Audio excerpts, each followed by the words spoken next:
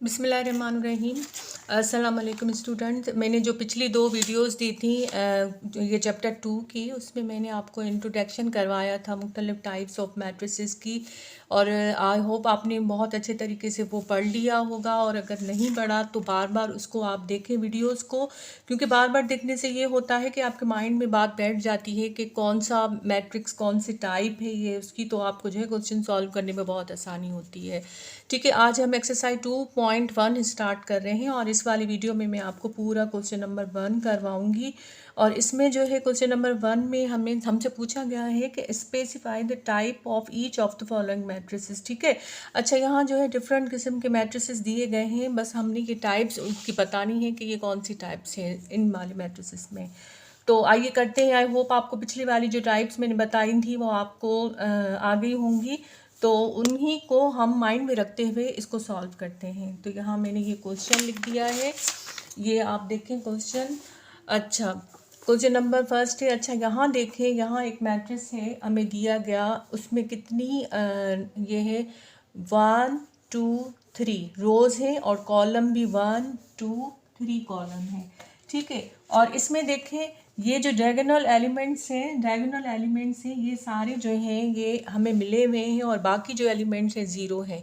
अगर diagonal element same होते हैं तो ये स्केलर मैट्रिक्स हो जाता है, लेकिन यहाँ डिफरेंट है। यहाँ √5 है, -1/3 है, और यहाँ 2/5 है। तो ये जो है स्केलर मैट्रिक्स तो नहीं हुआ, ये डायगोनल मैट्रिक्स हो गया ऑर्डर 3 × 3 का, क्योंकि 3 रोज़ हमें गिवन है और 3 यहाँ पे कॉलम्स गिवन है। तो इसके आंसर में हम लिखेंगे सिर्फ डायगोनल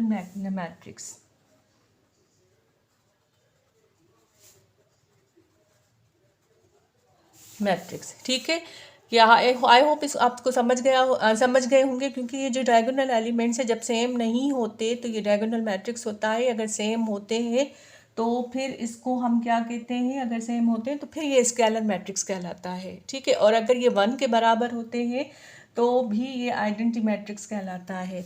तो ये फर्स्ट वाला सॉल्व हो गया, आई होप आपको समझ आ गया होगा। और अच्छा इसका सेकंड देखें। अच्छा सेकंड में देखें, आपको सिर्फ यहाँ पे √3 और 4/7 ये वैल्यू आपको मिली हुई है। तो देखें यहाँ कोई जो है रोज़ कितनी है 1 2, रोज़ कितनी है 1 2, और कॉलम एक ही है। तो पिछले जो डेफिनेशन में हम पढ़ के आए हैं कि वो मैट्रिक्स जिसमें खाली एक कॉलम हो तो उस मैट्रिक्स को हम क्या कहते हैं, वो इक्वल उसको क्या कहते हैं, कॉलम मैट्रिक्स। ठीक है, तो ये कॉलम मैट्रिक्स कहलाएगा जिसमें सिर्फ एक कॉलम हो। इसमें एक कॉलम है तो ये कॉलम मैट्रिक्स कहलाएगा। ठीक है ना।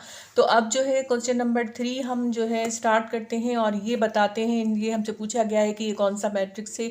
अब देखें ये सामने ही बिल्कुल आसानी से हम पहचान गए हैं कि इसमें सिर्फ एक ही रो है, और इसमें कॉलम कितने हैं 1 2 3। तो 3 कॉलम है, रो ओनली 1। इट मीन्स कि इसका ऑर्डर है 1 × 3। तो जिसका ऑर्डर ओनली जो है 1 जिसमें जो है रो हो तो उस मैट्रिक्स को हम कहते हैं रो मैट्रिक्स। ठीक है, तो इस तरह के मैट्रिक्स को हम रो मैट्रिक्स कहते हैं जिसमें सिर्फ एक रो हो, इसमें एक रो है। अच्छा, अब जो आइए फोर्थ वाली टाइप ये है कि अब देखें 0 आयोटा आयोटा और 0।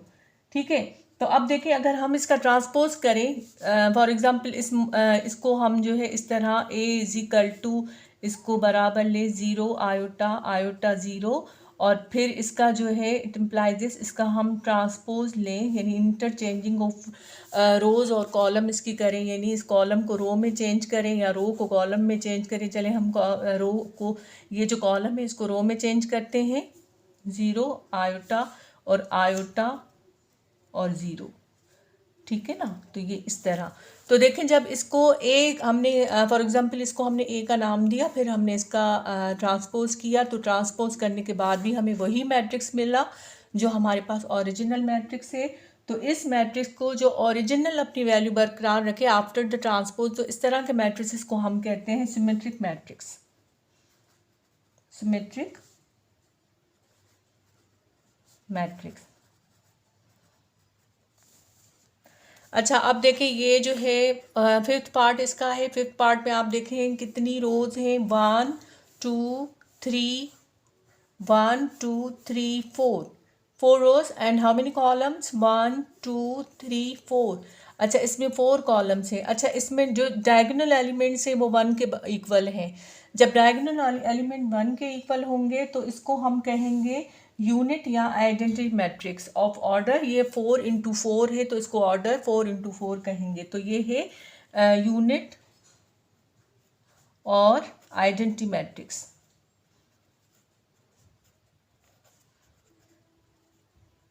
मैट्रिक्स ठीक है, ये समझ गए होंगे क्योंकि इसके डायगोनल एलिमेंट सारे 1 के इक्वल हैं तो इसको यूनिट और आइडेंटिटी मैट्रिक्स हम कहेंगे।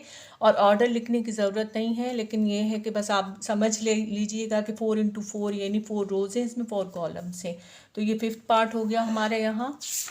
तो आइए अब जो है 6 पार्ट हम जो है ये करते हैं। अच्छा 6 पार्ट ये है 2 0 0 -2। अच्छा अब यहाँ भी देखें, ये जो है ये भी डायगोनल मैट्रिक्स है। इसके भी जो है ये डायगोनल एलिमेंट से हैं, ये डिफरेंट है, एक जैसे के बराबर नहीं है क्योंकि 2 है और यहाँ -2 है, बाकी 0 है। तो इस मैट्रिक्स को भी हम कहेंगे डायगोनल मैट्रिक्स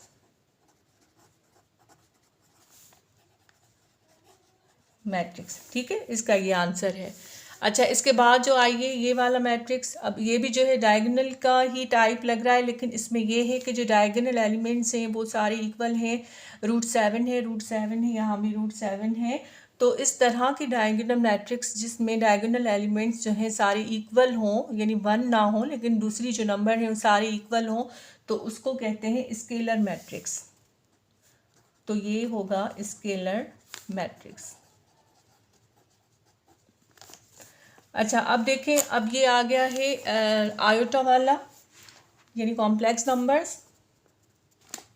अच्छा कॉम्प्लेक्स नंबर की जो है हेर्मिशियन मैट्रिक्स की एक हम प्रॉपर्टी पढ़कर आए हैं और वो प्रॉपर्टी है, मैं आपको यहाँ लिख के, A conjugate over transpose is equal to A के बराबर हो तो वो हेर्मिशियन मैट्रिक होगा,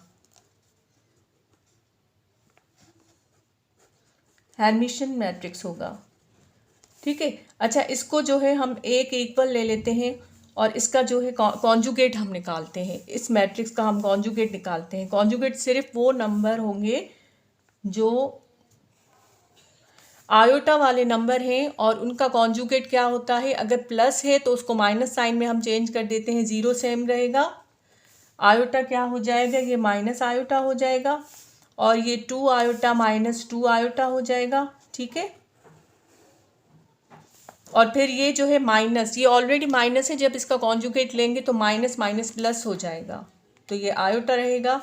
0 को कुछ नहीं करेंगे क्योंकि this 0 is the real number और ये कॉम्प्लेक्स नंबर को सिर्फ उसका ही हम कॉन्जुगेट लेंगे। और ये -4 आयोटा का कॉन्जुगेट माइनस है तो इसका कॉन्जुगेट प्लस में चेंज हो जाएगा और यहाँ माइनस है, ये भी 2 आयोटा प्लस में हो जाएगा और ये 4 जो है आयोटा है ये -4 हो जाएगा और फिर ये 0 हो जाएगा। अच्छा ये तो हमने इसका लिया ए कॉन्जुगेट, फिर इसका ट्रांसपोज ले, अगर ट्रांसपोज ओरिजिनल मैट्रिक्स के बराबर आ गया तो it means this is a hermitian matrix. तो ये A conjugate over transpose is equal to, चले देखें ये किसके इक्वल होता है। अच्छा अब देखें ये जो कॉलम है ना इसको मैं रो में चेंज कर देती हूँ, 0 इसको रो में चेंज करते देती हूँ, ये 0 फिर आयोटा और ये 2 आयोटा यहाँ मैंने लिख दिया। और फिर इस कॉलम को, ये वाला कॉलम जो है, फिर इसको भी मैं क्या करती हूँ, रो में यहाँ चेंज कर देती हूँ और ये क्या हो जाएगा, माइनस आयोटा 0 और -4 आयोटा हो जाएगा। और फिर ये थर्ड वाला जो कॉलम है इसको भी मैं क्या करती हूँ, रो में चेंज कर देती हूँ, तो ये -2 आयोटा 4 आयोटा और ये हो जाएगा 0।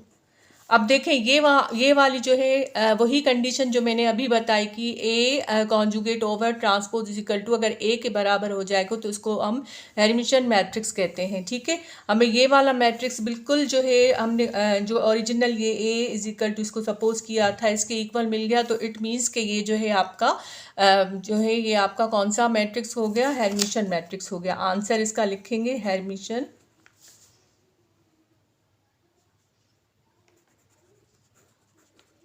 मैट्रिक्स। और ये जो लास्ट वाला है बच्चों, ये लास्ट वाला आपका होमवर्क है, आप इसको जो है सॉल्व करके देखें और बताइएगा कि ये जो है कौन सा मैट्रिक्स है, स्क्यू हेर्मिशियन मैट्रिक्स है या हेर्मिशियन मैट्रिक्स है।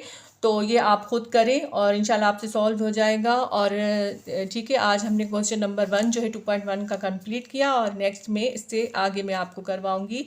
तो नेक्स्ट वीडियो तक के लिए अल्लाह हाफिज़, और प्लीज़ मेरे चैनल को सब्सक्राइब करें और वीडियोज़ को लाइक करना ना भूलिएगा। ओके, अल्लाह हाफिज़।